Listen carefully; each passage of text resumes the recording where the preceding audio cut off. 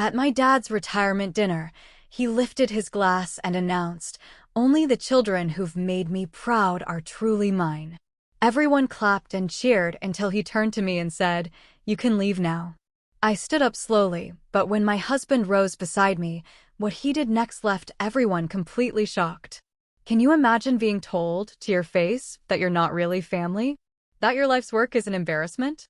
Well, that's exactly what happened to me. At my own father's retirement dinner, with hundreds of people watching, he raised a glass and declared, "Only the children who made me proud are truly mine." Then he looked right at me, Olivia, his actual daughter, and had me kicked out of the VIP section. But what happened next? What my quiet, unassuming husband did, it changed everything in less than 60 seconds, and the look on my father's face. Priceless. My name is Olivia Hamilton, and I'm 35. Have you ever felt erased from your own family story? Last week, at my father's opulent retirement gala, the pinnacle of his 30-year career as a prestigious school principal, I was quite literally banished from the VIP table in front of over 200 guests. Not for making a scene, not for being late, but for simply being an elementary school teacher. Apparently, that embarrassed the family. Meanwhile, his new stepdaughter, a high-flying corporate lawyer, not only took my seat, but also my promised position on the board of a $5 million education fund. I stood there, shaking, humiliated beyond words. But when Marcus, my husband, walked to that microphone, the entire ballroom fell silent. What he revealed about who he truly was, it changed everything. I'll never forget the gasp from the crowd, the way my stepmother's champagne glass clattered to the floor, or the pure, unadulterated shock on my father's face. The crystal ballroom at the Grandview Hotel shimmered that night. Crystal chandeliers cast a golden glow over every table, dressed in ivory linens. Each centerpiece, a delicate arrangement of white orchids, probably cost more than my weekly groceries. This wasn't just any retirement party. This was Robert Hamilton's grand finale, and he'd made sure everyone who mattered in the education world was there to witness it. Marcus and I arrived a mere 15 minutes late, thanks to unexpected highway traffic. I smoothed down my navy dress, the nicest one I owned, bought 3 years ago for my teaching award ceremony. Marcus looked handsome in his simple black suit, though I noticed him checking his phone more often than usual. "Everything okay with work?" I whispered as we stepped into the buzzing room. "Just some last-minute details," he said, squeezing my hand, a reassuring gesture that barely registered. "Nothing to worry about." The room hummed with at least 200 guests, school board members, principals from across the district, major donors, even reporters from the local education journal. A photographer was already snapping shots near the stage, where a massive banner proudly declared, "Celebrating Principal Robert Hamilton, 30 years of educational excellence." My father stood near the entrance, looking every inch the esteemed educator in a charcoal Tom Ford suit that probably cost 3 months of my teaching salary. Beside him, Patricia, his wife of 4 years, glittered in a gold sequin gown, her diamond necklace catching the light with every practiced laugh. They looked like they'd stepped right off a magazine cover. "Olivia." Dad's voice boomed when he spotted us, though his smile didn't quite reach his eyes. "You made it." "Of course, Dad." "Wouldn't miss your big night," I said, trying to ignore the knot tightening in my stomach. Patricia's gaze swept over my dress, with barely concealed disappointment. "How nice of you to come." "Jessica's been here for an hour already, networking with the board members." Jessica, Patricia's daughter. The successful one. The traffic was I started, but Patricia cut me off smoothly. "No excuses necessary. Let's get you to your table." As we walked through the crowd, I saw the local news crew setting up cameras near the stage. Whatever announcement my father had planned, he wanted it documented. Marcus's phone buzzed again, and he glanced at it briefly, his expression unreadable. Something about this night felt off. The way Patricia kept her smile fixed, the way my father avoided direct eye contact, and especially the way Marcus kept his phone so close, like he was waiting for something. I just didn't know yet that I was about to be completely erased from my own family's narrative. The place cards at the VIP table gleamed like tiny verdicts. I scanned them once, twice, then a third time, my stomach dropping with each pass. Robert Hamilton, Patricia Hamilton, Jessica Morrison, David Chin, board members, major donors. No, Olivia Hamilton. There must be some mistake with the seating, I said, trying to keep my voice light, even as a cold dread began to seep in. Patricia appeared at my elbow, her smile sharp as crystal. Oh, didn't Robert tell you? We had to make some last-minute adjustments. Space constraints, you understand. I looked at the table. 8 chairs, 7 cards, one empty seat right next to where Jessica was already sitting, her manicured hand resting on the back of the chair as she chatted animatedly with David Chin, the chairman of the Education Fund Board. But I'm his daughter, I said quietly, the words feeling small and hollow. Of course you are, dear. You're at table 12, right over there. Patricia pointed to a table near the back, half hidden behind a decorative pillar, with the other teachers from the district. Won't that be nice? You'll have so much in common to discuss. Marcus's jaw tightened beside me. This is her father's retirement dinner. And we're so glad you both could come, Patricia responded smoothly, already turning away. Jessica, darling, tell Mr. Chin about your latest case win. Jessica looked up, her smile perfectly practiced. Oh, Olivia, didn't see you there. Don't you look comfortable? Her eyes swept over my 3-year-old dress. Patricia was just telling everyone about my promotion to senior associate, youngest in the firm's history. The words stung exactly as intended. I stood frozen, watching my nameplate's absence like it was a prophecy. My father approached, straightening his tie. Dad, why am I not at your table? He shifted uncomfortably. Patricia thought it would be better for networking if Jessica. She has some connections that could benefit the fund. You understand, don't you? It's just business. Just business. My own father had made my exclusion a business decision. Marcus stepped forward, his voice calm but firm.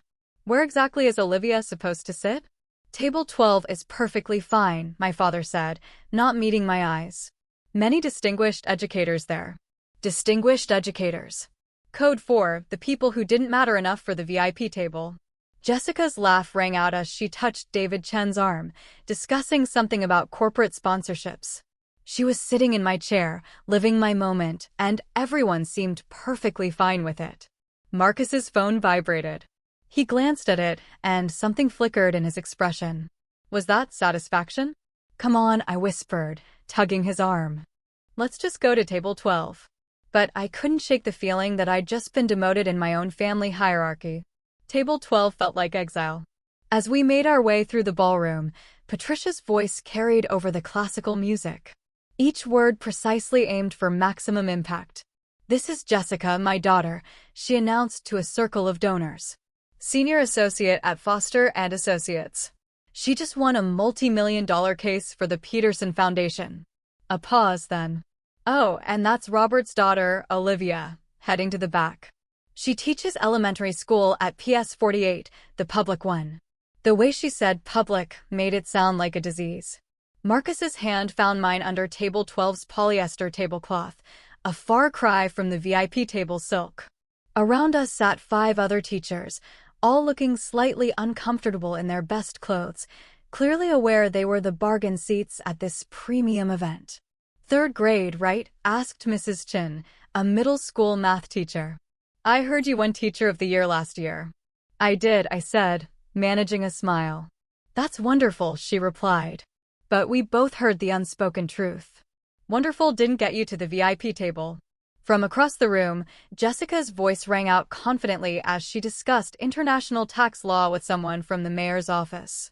Every few minutes, Patricia would gesture in her direction, making sure everyone knew that was her daughter, the successful one. My father worked the room, and I counted.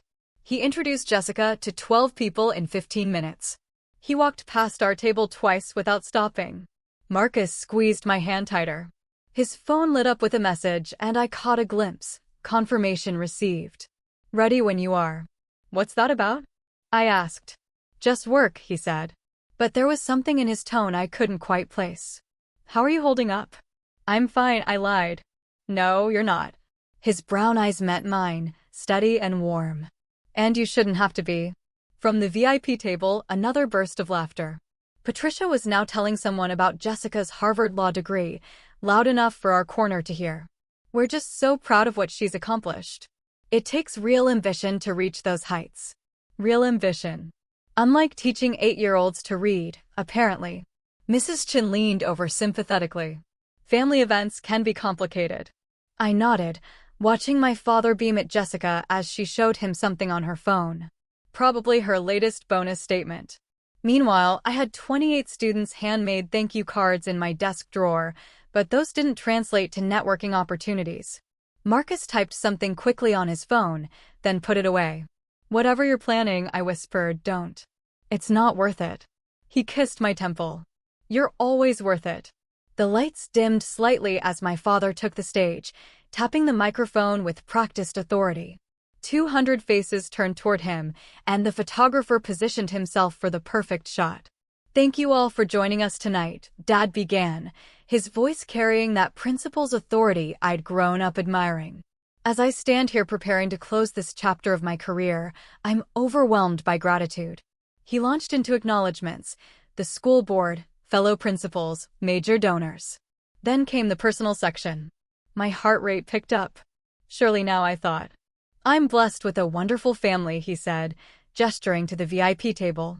My beautiful wife, Patricia, who's been my rock these past 4 years, and I'm especially proud tonight to have Jessica Morrison here, Patricia's daughter, who I've come to think of as my own.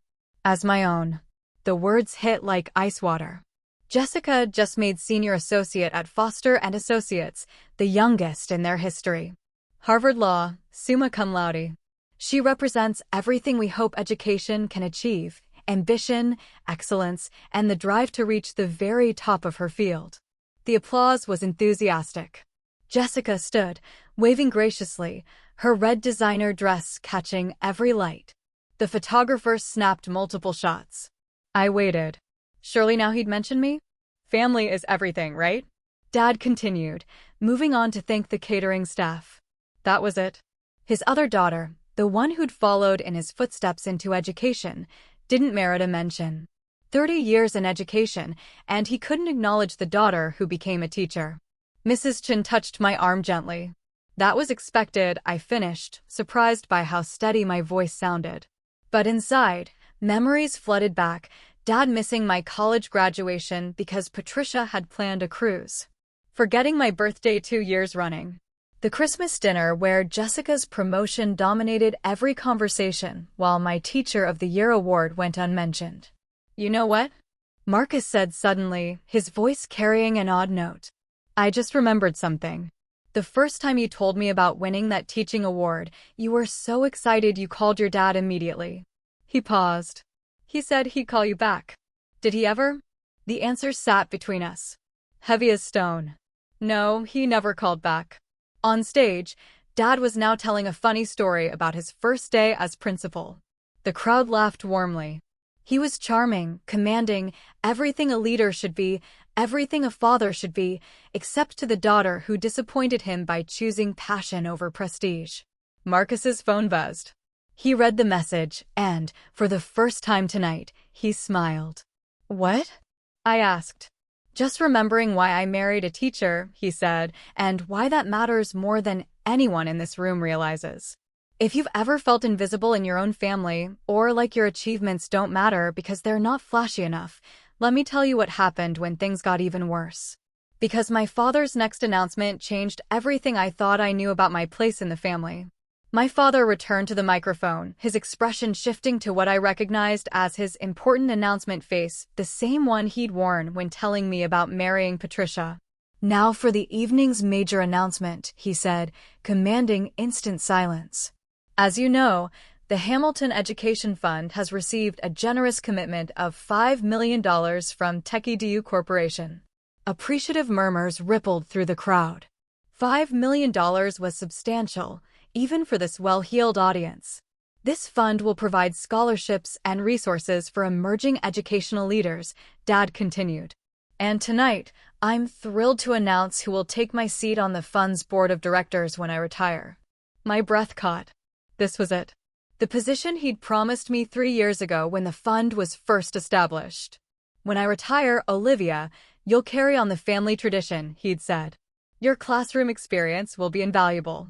After careful consideration, Dad said, his voice swelling with pride, "I'm delighted to announce that Jessica Morrison will be joining the board as my successor." The room erupted in applause. Jessica stood, smoothing her red dress, waving like she'd just won an Oscar. Patricia beamed, dabbing at her eyes with theatrical precision. I sat, frozen, unable to process what I just heard. 3 years of preparation, 2 years of research into teacher scholarship programs, countless proposals I drafted for innovative classroom funding, all gone. Jessica brings a unique perspective, Dad continued. Her legal expertise and corporate connections will help the fund grow beyond anything we've imagined. Legal expertise for an education fund to help teachers? Marcus's hand gripped mine so tightly it almost hurt. "That position was yours," he whispered. "I know," I replied, but it was worse than just losing the position. This fund would determine scholarship allocations for hundreds of teachers across the state, teachers like me, who Jessica had probably never spoken to outside of tonight. She didn't know the difference between Common Core and state standards. She'd never spent a day in a classroom. Furthermore, Dad added, Jessica will be working closely with our primary sponsor, TechEDU Corporation, to ensure their vision aligns with our goals. Their vision, not educators' vision, not teachers' needs, corporate vision. Mrs. Chin gasped softly beside me. "But you're an actual teacher. You understand what we really need." I did, which was exactly why I wasn't chosen. Marcus stood abruptly. "Excuse me for a moment." "Where are you going?" "To make a call," he said, his voice carrying an edge I'd never heard before. "This changes things." As he walked away, phone already at his ear, I watched Jessica accepting congratulations at the VIP table. My inheritance transformed into her stepping stone. The full weight of what I'd lost hit me as David Chin, the board chairman, stood to elaborate on the position's responsibilities. The board member will oversee allocation of nearly $500,000 annually in teacher scholarships, he explained. They'll determine funding priorities, select recipients, and shape the future of educational support in our state. $500,000 every year for teachers who desperately needed support. I thought about Mrs. Rodriguez at my school, taking weekend shifts at Target to buy classroom supplies. About James, the second-grade teacher who'd started a GoFundMe for special education resources. About my own $200 monthly spending on books and materials. This position could have changed all that. "I've prepared a comprehensive proposal," Jessica was telling someone at her table, loud enough to carry, focusing on leadership development and administrative advancement programs. Administrative advancement, not classroom supplies, not teacher retention, not the things that actually mattered to the kids we taught every day. My phone buzzed with a text from Marcus. "Need you to trust me. Something important is about to happen." I looked around but couldn't spot him in the crowd. Where had he gone? Patricia's voice cut through my thoughts as she addressed a group near our table, ensuring we could all hear. "Jessica's already identified several partnership opportunities with corporate sponsors. Real innovation, not just the same old classroom charity drives." Classroom charity drives. Was that what she thought of our fundraising efforts? 2 years, I said quietly to Mrs. Chin. "I've spent 2 years researching teacher burnout, creating retention strategies, designing mentorship programs." "We know," she said gently. "We all know what you've done for this community. But knowing didn't matter. Not here. Not in this room where success was measured in billable hours and corporate connections." My father was back at the microphone. "Jessica will bring fresh perspective to education funding. Sometimes it takes an outsider to see what insiders miss." An outsider. After 30 years in education, he truly believed an outsider would serve teachers better than an actual teacher. My phone lit up with another message from Marcus. "Watch David Chin. This is important." I looked toward the VIP table. David Chin was reading something on his phone, his expression shifting from casual interest to sharp attention. He glanced around the room, searching for someone. "Before we continue," David said, standing suddenly, "I'd like to clarify something about our corporate sponsors." The room quieted. This wasn't part of the program. Patricia looked confused. Jessica's smile faltered slightly. And somewhere in the crowd, my husband was orchestrating something I didn't yet understand. I couldn't sit there anymore, not with 200 people witnessing my erasure. My legs moved before my brain caught up, carrying me toward the VIP table with a determination I didn't know I possessed. Dad, we need to talk. The conversation at the table stopped. 7 faces turned toward me, including Jessica's perfectly composed smirk. Not now, Olivia. His tone carried that principal's authority that used to make students freeze. Yes, now. This can't wait. You're making a scene. Patricia's voice was ice wrapped in silk. Am I? Because I thought we were celebrating education tonight. I kept my voice steady, professional, the same tone I used with difficult parents. That position was promised to me 3 years ago. Circumstances change, Dad said, not meeting my eyes. What circumstances? My teaching award? My master's degree? My decade of classroom experience? Jessica laughed. A tinkling sound like breaking glass. Olivia, managing a multi-million-dollar fund requires more than good intentions. You're right, I retorted. It requires understanding what teachers actually need, which is why we need someone with real-world experience. Patricia interjected. Real-world experience. The words came out sharper than intended. I teach 28 8-year-olds every day. I buy supplies with my own money. I work 60-hour weeks for $40,000 a year. How much more real does it get? People at nearby tables were turning to watch. Someone had their phone out, recording. This is embarrassing, Dad hissed. You need to leave now. Embarrassing. What's embarrassing, I shot back, is giving an education board seat to someone who's never set foot in a classroom. Security. Patricia called out, raising her hand. 2 security guards started moving toward us. The photographer was snapping pictures. This was it. The moment I became the crazy daughter who ruined her father's retirement. I'm going, I said, backing away. But everyone here should know that Robert Hamilton just chose networking over knowledge, connections over compassion. His legacy isn't education, it's opportunism. Get out. Dad's face was red, his composure finally cracking. You're no longer welcome here. The words hit harder than any slap. No longer welcome. At my own father's retirement. As security approached, a calm voice cut through the tension. That won't be necessary. Marcus appeared beside me, his presence steady as a lighthouse. He addressed the security guards with quiet authority. We're leaving voluntarily. But first, Mr. Hamilton, one question. Dad glared at him. What? Do you know who your primary sponsor actually is? The CEO of TechEdu Corporation. Of course. Some tech executive. What is that? Patricia demanded, confusion mixing with her anger. Interesting. Very interesting. Marcus's smile was subtle, but unmistakable. Shall we go, Olivia? Something in his tone made everyone pause. The security guards flanked us as we walked through the ballroom, 200 pairs of eyes tracking our humiliation. Someone whispered, "Is that his actual daughter?" Another person held up their phone, live-streaming the spectacle. You're embarrassing yourself. Patricia called out, loud enough for everyone to hear.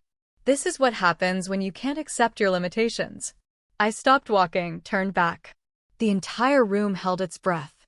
My limitations? Some people are meant for greatness, Jessica added, standing now, her voice carrying that courtroom confidence. Others are meant for simpler things. There's no shame in being ordinary, Olivia. Ordinary. The word hung in the air like a verdict. Teaching is noble work, Patricia continued with fake sympathy. But let's be honest, anyone can teach elementary school. It takes real talent to succeed in law or business. Anyone can teach. I thought of Tommy, my student with dyslexia, who'd finally learned to love reading. Of Sarah, who'd overcome selective mutism in my classroom.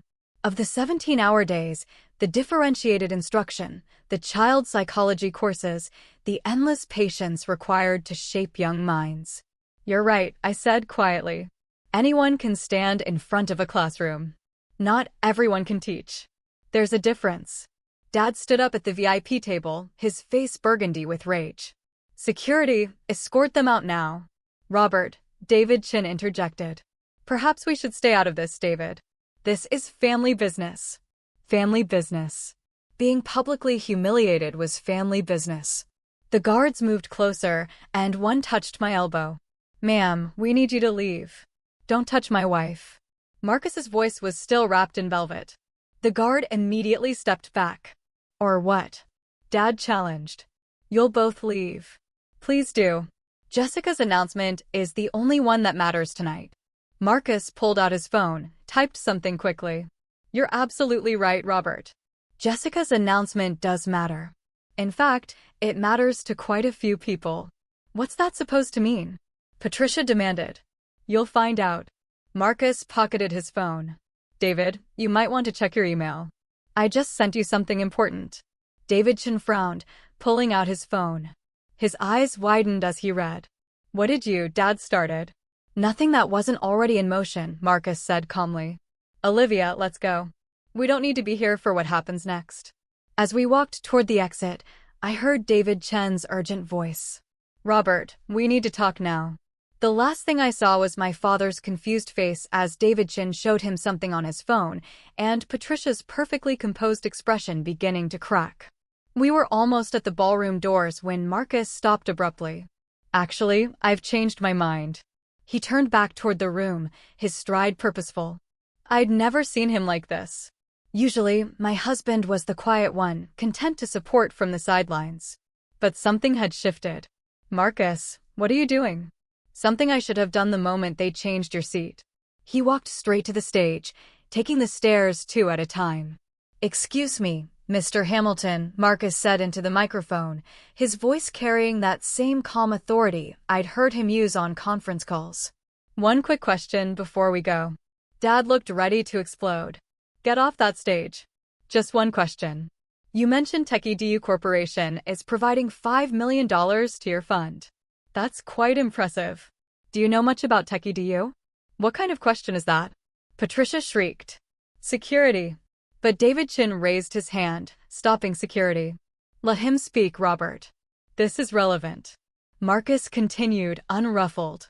TechEdu specializes in educational technology for underserved schools. They believe every child deserves quality education regardless of zip code. He'd said. Fascinating company history, actually. Marcus continued conversationally.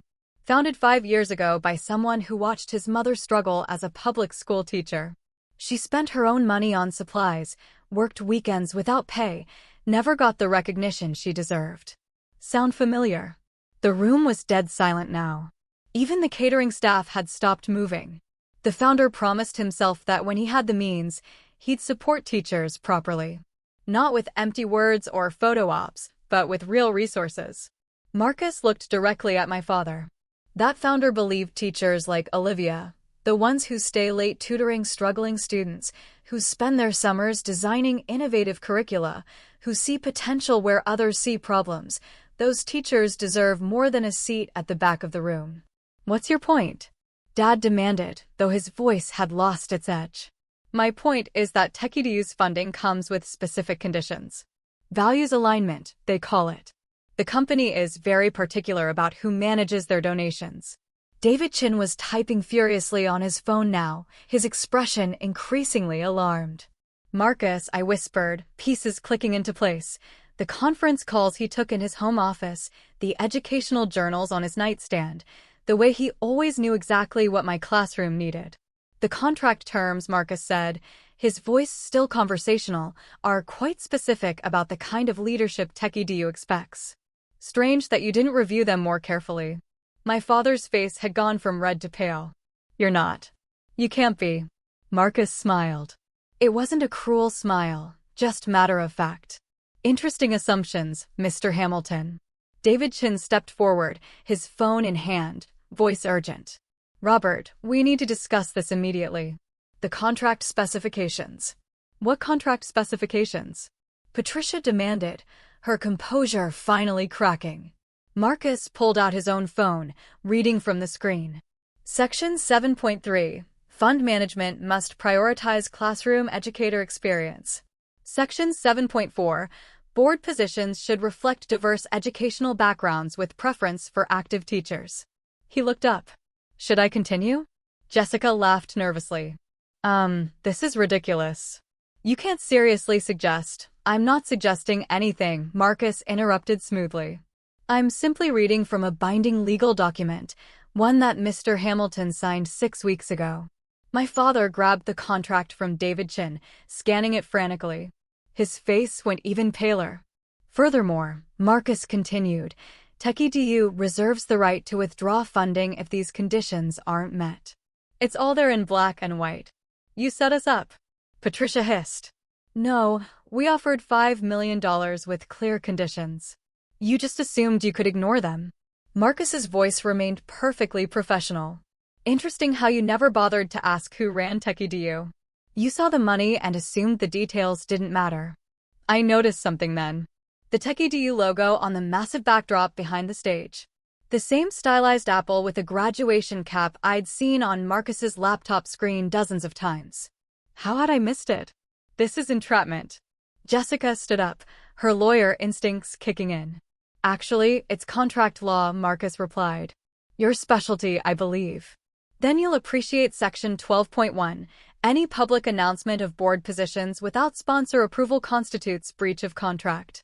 The room buzzed with whispers. Phones were out everywhere, recording this. Unprecedented reversal. David Chin cleared his throat. Robert, as board chairman, I have to ask, did you review this contract with legal counsel before signing?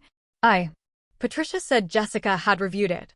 All eyes turned to Jessica, who suddenly looked less like a senior associate and more like a deer in headlights. I skimmed it. It seemed standard. Skimmed? David Chen's tone could have frozen water. A $5 million contract, and you skimmed it? Marcus stepped back from the microphone. Mr. Chen, I believe you have some decisions to make about the fund's leadership. We'll await your response. As he walked back toward me, the room erupted. David Chin was calling an emergency board meeting. Patricia was screaming at Jessica. My father stood frozen, staring at the contract like it might disappear if he looked hard enough. And on the backdrop behind them all, the TechEDU logo seemed to glow a little brighter. Have you ever had someone stand up for you when you couldn't stand up for yourself? That moment when someone you love shows you just how valued you really are? Now, here's where everything changed. Where the truth finally came out in front of everyone. Patricia's composure shattered completely. She grabbed the microphone from the podium, her voice shrill with desperation. This is manipulation. This man, she pointed at Marcus, has been deceiving us all. Hiding who he was. Olivia probably planned this whole thing. Planned what? I asked, finding my voice. Planned to be humiliated at my father's retirement? Planned to be told I'm an embarrassment to the family. You are an embarrassment. Patricia's mask finally slipped entirely. A teacher making $40,000 a year, driving a 10-year-old Honda, shopping at Target. Do you know how it looks when Jessica and I have to explain you at country club events? The room gasped collectively. Someone whispered, she actually said that out loud. And you? Patricia turned on Marcus. Pretending to be some nobody when I'm what? Marcus asked calmly. A successful man who loves his wife, who's proud that she shapes young minds, who thinks her work matters more than any corporate deal? Jessica grabbed the microphone from her mother. This doesn't change anything. I have the qualifications. I have the connections. You have no experience with education, I said, stepping forward. Name one educational theory, one classroom management technique, one learning disability accommodation. Silence. That's what I thought. Experience doesn't matter when you have talent. Jessica snapped. Some people are born leaders. Others are just teachers. Just teachers. There it was again. My father finally found his voice. Olivia has always lacked ambition, always settled for less. I tried to push her toward law school, business school, anything with prestige. But she chose this. 10 years of dedication reduced to a disappointed this. You know what? I said, my voice carrying across the silent ballroom. You're right. I chose this. I chose to wake up every day and make a difference. I chose to be the person kids run to with their problems. I chose meaning over money. How noble, Patricia sneered. And how convenient that your husband's money lets you play teacher without worrying about bills. The accusation hung in the air like poison. Around us, 200 people watched this family implode, their phones capturing every word. My wife, Marcus said quietly, has never taken a penny from Techie DU. She doesn't even know the full extent of. He stopped. Actually, you know what? It's time everyone knew exactly who deserves respect in this room. He walked back to the stage with purpose, and this time no one tried to stop him. Ladies and gentlemen, I have an announcement. Marcus stood at the podium with a quiet confidence I'd seen him display only in our most private moments, when he talked about changing education, about making a difference. The ballroom fell completely silent. My name is Marcus Hamilton, he began. Yes, I took my wife's last name when we married. She doesn't know this, but it was because I wanted to honor the only Hamilton who actually understands what education means. My breath caught. He'd never told me why he'd taken my name. 5 years ago, I watched my wife come home crying because she'd spent her entire paycheck on books for her classroom. That same night, she stayed up until 3 a.m. creating individualized learning plans for each of her students. His voice carried across the room with devastating clarity. That's when I decided to build something that would support teachers like her. Every CEO in this room, Marcus continued, his gaze sweeping the crowd, every lawyer, every successful person here, we all started with a teacher. Someone who saw potential in us. Someone who stayed after school to help us understand. Someone who believed in us when we didn't believe in ourselves. David Chin nodded slowly, his expression thoughtful. But we forget them, don't we? We achieve success, and suddenly those teachers become embarrassments. Not impressive enough for our galas. Not worthy of our VIP tables. This is grandstanding. Patricia protested weakly. No, Marcus replied. This is truth. Olivia has touched more lives in 1 year of teaching than most of us will in entire careers. Her students write to her years later. Parents credit her with changing their children's trajectories. But tonight, she wasn't good enough for the family table. He pulled out his phone, projecting something onto the screen behind him. It was a photo, my classroom walls covered with student artwork, achievement certificates, and thank you letters. This is what real success looks like. This is what actually matters. His voice grew stronger. And if Robert Hamilton can't see that, if he values networking over knowledge, prestige over purpose, then he doesn't deserve what Techie DU offers. You can't withdraw funding over personal issues. Jessica called out, her lawyer instincts kicking in. Marcus smiled slightly. I'm not withdrawing anything over personal issues. I'm withdrawing it over values misalignment. Section 3.2 of the contract. The sponsor reserves the right to redirect funds if the recipient organization fails to demonstrate commitment to classroom educator support. Redirect. David Chin asked sharply. Redirect where? Marcus looked directly at me. And for the first time that night, his professional mask slipped, revealing pure love and pride. To someone who actually deserves it. He then looked back at the audience, his voice carrying absolute authority now. I should properly introduce myself. I'm Marcus Hamilton, founder and CEO of Techie DU Corporation. The ballroom erupted. Gasps, exclamations, chairs scraping as people stood for a better view. The photographer's camera clicked rapidly, capturing the moment my father's empire crumbled. That's impossible. Patricia stammered, gripping the table edge. You're nobody. You drive a Honda Civic. You shop at Costco. I do, Marcus agreed. Because I'd rather put money into classrooms than into status symbols. Revolutionary concept, I know. My father had collapsed into his chair, his face ash gray. You've been lying to us for 7 years. I never lied. You never asked. You assumed a quiet man who supported his teacher wife must be unsuccessful. Your prejudice blinded you. Jessica's phone rang. She answered reflexively, her face draining of color as she listened. I understand. Yes, sir. She hung up, looking stunned. That was managing partner Richardson. Foster and Associates wants to discuss the firm's reputation risk. What? Patricia shrieked. The live stream of tonight has already hit 50,000 views, someone called out. It's trending. David Chin stepped forward. Mr. Hamilton, Marcus, as board chairman, I need to know your intentions regarding the fund. Marcus never broke eye contact with my father. Techie Corporation is withdrawing all funding from the Hamilton Education Fund. Effective immediately. You can't. My father roared, finally finding his voice. We have a contract, which you violated the moment you announced Jessica's appointment without sponsor approval.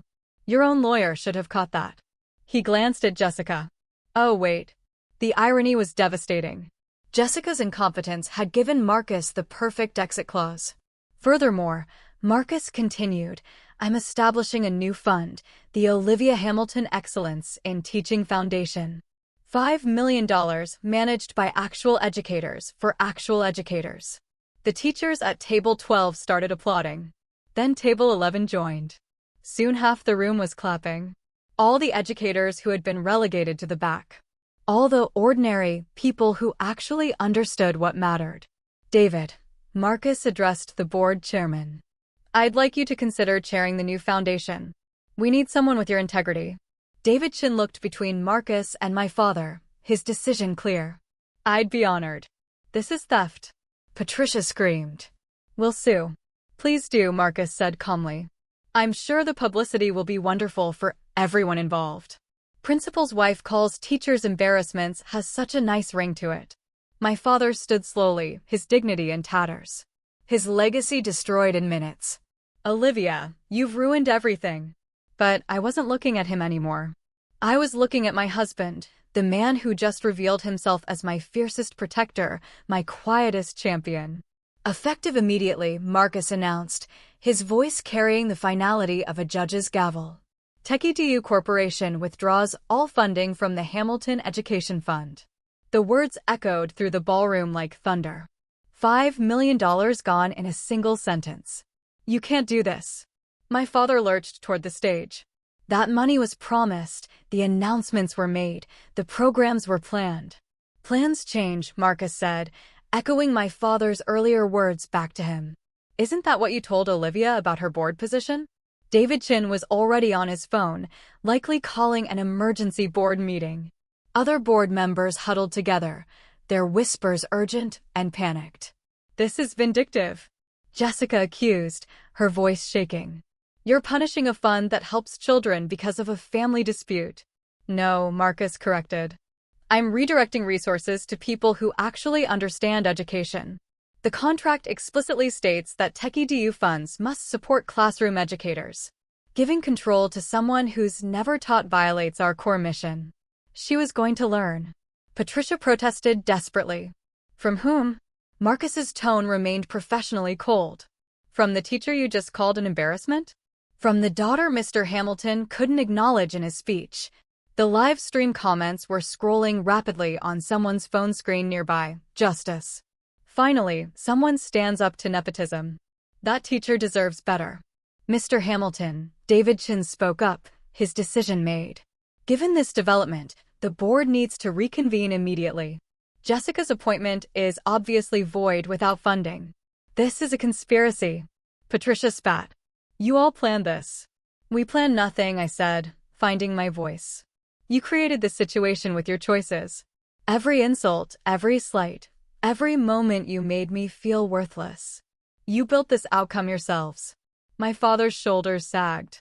In 60 seconds, he'd gone from celebrated principal to the man who lost $5 million through arrogance and nepotism. The teaching community deserves better, Marcus continued. They deserve leaders who understand their struggles, who value their contributions, who see them as professionals, not embarrassments. Please, my father said quietly, the fight draining from him. The fund helps hundreds of teachers. And it still will, Marcus replied. Just not under your name, not under leadership that sees teachers as less than. The Olivia Hamilton Foundation will serve the same community with actual respect. A reporter pushed forward.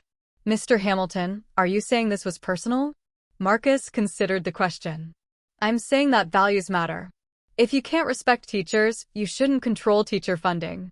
It's that simple. The security guards who'd almost escorted us out earlier now stood awkwardly, unsure what to do. The power dynamic had shifted so completely, they looked to Marcus for direction. We're done here, Marcus said simply. Marcus returned to the microphone one final time, his presence commanding absolute attention. Before we leave, I want to announce the establishment of the Olivia Hamilton Excellence in Teaching Foundation. His voice carried pride that made my eyes burn with tears. $5 million dedicated to supporting classroom educators who do the real work of shaping our future. The teachers at table 12 rose to their feet, applauding. Mrs. Chin was crying openly. This foundation will provide grants for classroom supplies, fund continuing education, and offer mental health support for teachers facing burnout. Marcus looked directly at me.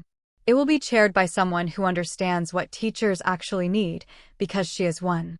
You want me to? I couldn't finish the sentence. If you'll accept, Marcus said softly. Though I should mention, I never told you about TechEdu because I wanted you to love me for me, not for this. I know, I whispered, remembering all the times he'd supported me without fanfare, without recognition, without need for credit. This is outrageous. Patricia's voice cracked with desperation. You can't just create a competing foundation. It's not competing, Marcus corrected. Your fund no longer exists without funding. This is a replacement. David Chen stepped forward. For what it's worth, the board members who actually care about education would be honored to serve under Mrs. Hamilton's leadership. 30 teachers in the room stood up. A wave of movement from the back tables, then support staff, then several parents I recognized. Soon, nearly half the room was standing. All the people who understood what really mattered in education. Additionally, Marcus announced, TechEdu will match any donation made to the foundation tonight. Dollar for dollar.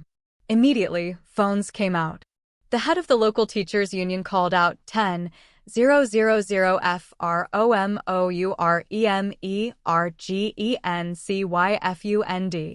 10,000 from our emergency fund. 20,000 from the Parent Teacher Association, someone else shouted. Within minutes, pledges totaling $300,000 filled the air.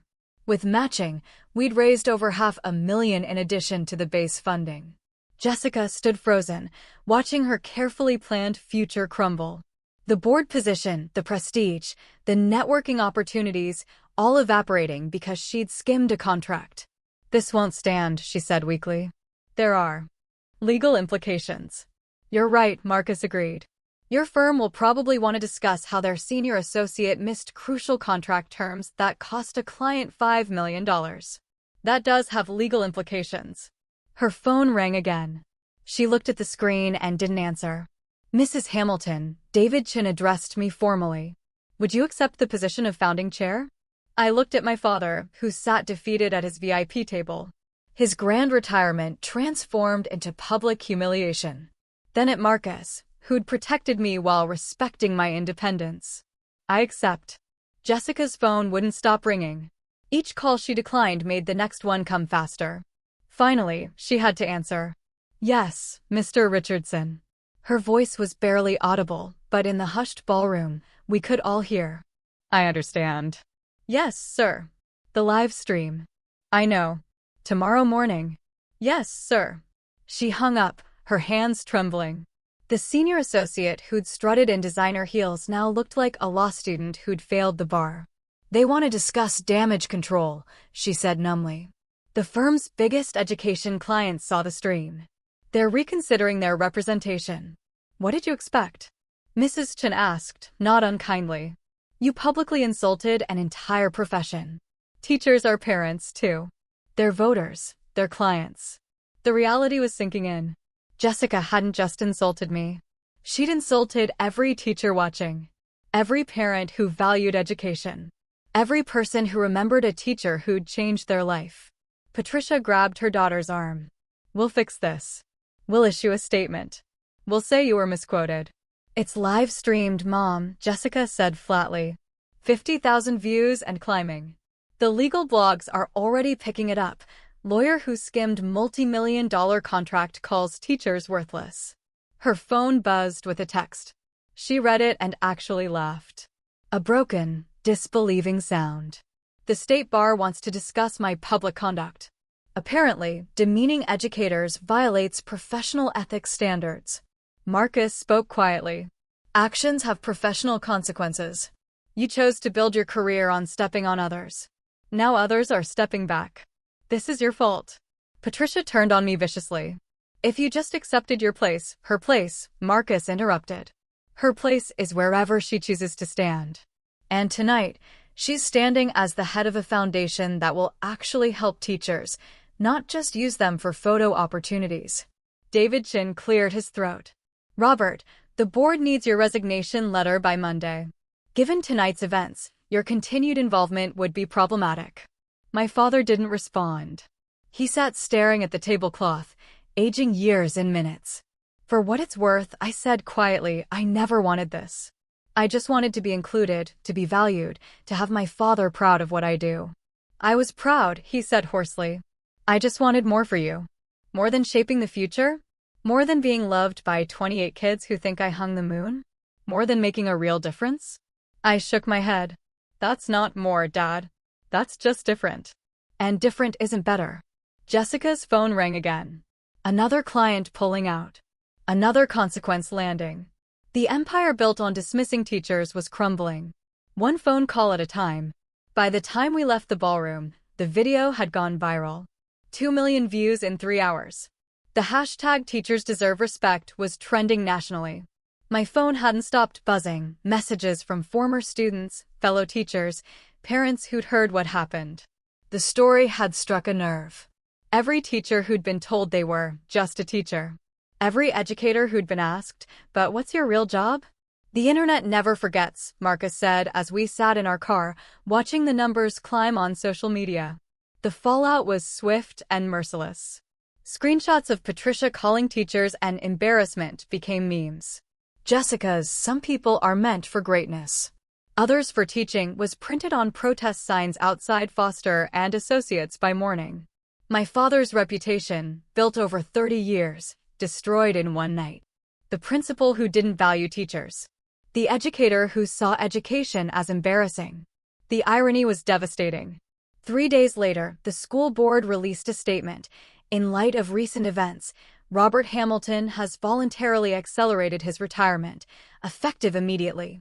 Voluntarily. We all knew what that meant. Patricia and Jessica moved to Connecticut within the month. Jessica's partnership track at Foster and Associates had been indefinitely postponed. She took a position at a small firm specializing in real estate law. No more education clients, no more prestigious cases. Her LinkedIn profile no longer mentioned Harvard Law in the first line. But the positive responses overwhelmed everything else. Teachers from across the country sharing their stories. Parents thanking me for standing up. Students, so many students, saying their teachers deserved better. The Olivia Hamilton Foundation received over 50 corporate sponsorship offers in the first week. Companies wanted to be associated with respecting teachers, not dismissing them. We had to hire staff just to process the applications. You know what the ironic part is? I told Marcus as we reviewed foundation applications. Dad spent 30 years in education. But he'll be remembered for disrespecting educators. He made his choice, Marcus said simply. Every time he introduced Jessica instead of you.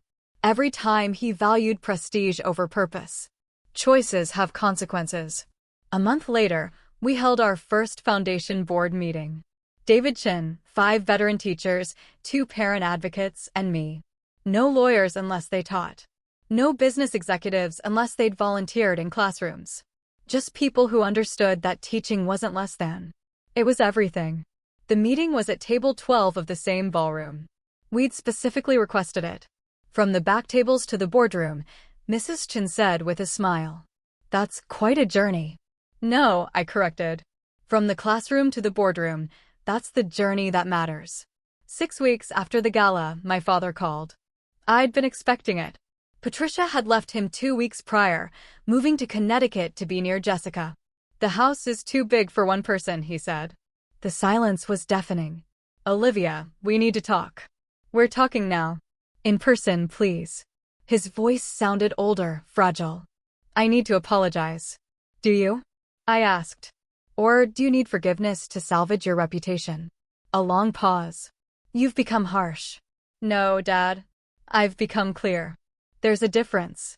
What I did was wrong, he said finally. I see that now. What exactly was wrong? Be specific. Another pause. I could picture him struggling, still unable to fully admit his failures. I shouldn't have given Jessica your position. And I shouldn't have excluded you from the VIP table. And then, Olivia, please.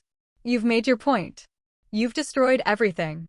My reputation, my retirement, my marriage. I destroyed nothing, I interrupted. You did that yourself. Every choice you made led to that moment. I just stopped protecting you from consequences. You're my daughter. Doesn't that mean anything? It meant everything to me. But what did it mean to you? Was I your daughter when you forgot my birthday twice? When you missed my teaching awards ceremony for Patricia's book club? When you introduced Jessica as the daughter you're proud of? When you called my career an embarrassment? Was I your daughter then? Silence stretched between us. Years of hurt condensed into seconds. What do you want from me? He asked finally. Nothing. That's the point. I don't need anything from you anymore. So that's it? You're cutting me off. I'm setting boundaries. If you want a relationship, here are my terms. 6 months of family therapy, a public apology to the teaching community, and a genuine effort to understand why what you did was wrong. Not just the consequences, but the actual harm. That's ridiculous. I'm not going to therapy like some. Then we're done. Your choice, Dad. Just like it's always been your choice. You've changed, he said bitterly. Marcus has turned you against me. No, Dad. Marcus showed me I deserved respect. You showed me you wouldn't give it. That's not the same thing. I hung up gently. No anger. No satisfaction. Just peace. He didn't call back. Didn't meet my terms. Made his choice again. And for the first time in my life, I was okay with that. His approval was no longer my measure of worth. 6 months later, the Olivia Hamilton Foundation had awarded 127 scholarships to teachers pursuing advanced degrees. We provided emergency grants to 89 classrooms facing supply shortages. We'd funded mental health support for over 200 educators experiencing burnout. But I still taught 3rd grade at PS 48. Why don't you quit? A reporter asked during an interview. You're running a multi-million-dollar foundation. Because I'm a teacher, I replied simply. The foundation exists to support teachers. How can I do that if I stop being one? Marcus and I had moved nothing about our daily life. We still lived in our modest 2-bedroom apartment. He still drove his Honda Civic. I still shopped sales for classroom supplies, though now the foundation reimbursed me and every other teacher who submitted receipts. The real change was internal. I walked taller, spoke clearer, set boundaries without apology. Mrs. Hamilton. Tommy, my former student with dyslexia, now in 5th grade, ran up to me in the hallway. I got into the advanced reading group. That's amazing, Tommy. My mom says it's because you taught me that different isn't less than, just different. Different isn't less than. My father's words, reversed and redeemed. Marcus and I were stronger than ever. The secret he'd kept, it hadn't been about deception, but protection. He'd wanted me to be valued for myself, not his money. He wanted my father to see my worth without knowing about Techie DU. Any regrets? I asked him one evening as we reviewed foundation applications together. Only one, he said. I wish I'd stood up for you sooner. You stood up when it mattered most. We'd been trying for a baby for 2 years. The stress of family drama hadn't helped. But now, with peace in our lives, with boundaries firmly set, something shifted. The test showed 2 lines. A teacher's baby, Marcus said, his hand on my still flat stomach. They're going to change the world. Every baby changes the world, I corrected. Teachers just help them realize it. My father hadn't met my terms. No therapy, no apology, no effort to understand. Patricia sent occasional nasty emails that went straight to spam. Jessica had reinvented herself as a work-life balance coach on Instagram, never mentioning her legal career. But I had 28 8-year-olds who thought I was magic, a husband who saw my true worth, a foundation helping thousands of teachers, and now a baby on the way. Different wasn't less than. It was everything. Looking back now, I realized the most important lesson from that night wasn't about revenge or justice. It was about recognition, not from others, but from ourselves. Your worth isn't determined by someone else's inability to see it. Read that again. Your worth exists regardless of who acknowledges it. I spent 35 years seeking my father's approval, measuring my success through his eyes. But teaching isn't less than law. Caring isn't less than competing. Service isn't less than status. These are different paths, not different values. The hardest boundary I ever set wasn't with my father. It was with myself. The boundary against self-doubt, against internalized criticism, against believing that choosing purpose over prestige made me less than. Marcus didn't save me that night. He revealed what was already true, that my work mattered, that my choice had value, that the 20 kids who learned to read in my classroom were just as important as any corporate merger. The foundation has grown beyond anything we imagined. But you know what makes me proudest? Last week, one of my former students became a teacher. She said, "Mrs. Hamilton, you showed me that teaching is a superpower." It is. Every teacher watching this, living this, you have superpowers. You shape minds. You build futures. You catch children when they fall and teach them to fly. That's not ordinary. That's extraordinary. My father and I haven't spoken in 8 months. Maybe we never will. But I've learned that family isn't about blood. It's about respect. It's about the people who see your worth when you're doubting it yourself. It's about the husband who builds an empire to honor your work. It's about the students who write thank you letters 10 years later. So, if you've ever faced a moment like this, where your passion or your life choices were dismissed or disrespected, especially by the people who should lift you up, I really want to know, what did you do? How did you find your worth? Share your story in the comments below. I read every single one.